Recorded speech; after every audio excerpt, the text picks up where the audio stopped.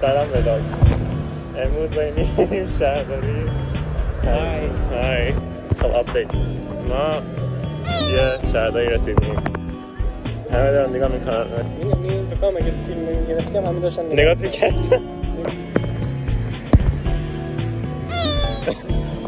توصیه ده بچه ها. من چی توصیه؟ معلومه فکر کنم اینجا فقط حرف میزنن. اینجا فقط حرف میزنن.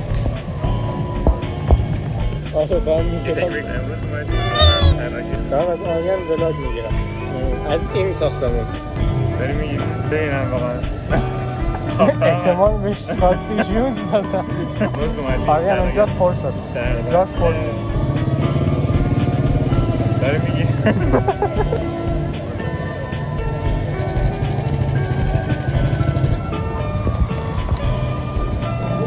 آره من منتظر اینم خیلی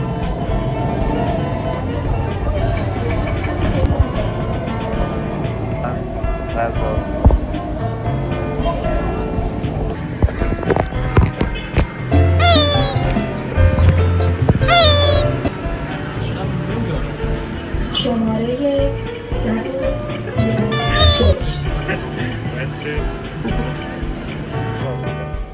این ساعت هم بدم میاد. من هم دارم بدون عدد بدم میاد چون خیلی مسخره است. من اوتیسم دارم.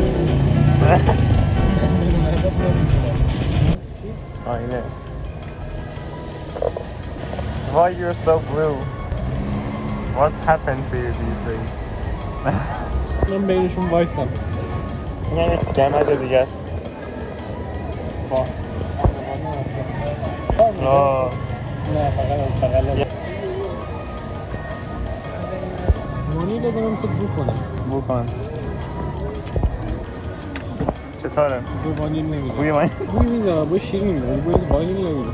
وضعیت من لاو لایفم خیلی خوشگله این منظره. چه منظره از آدم میاد شهرداری have two phases. یه دونه اینجا کربلا یه دونه هم شهرداری 10 سال داره تعمیر میشه. ولاگ تقریبا کارمون تموم شده داریم این خونه. چرا وقتی بعد اون برای چون کیفیتش خیلی بهتره اینجوری کیفیت جلو بهتره.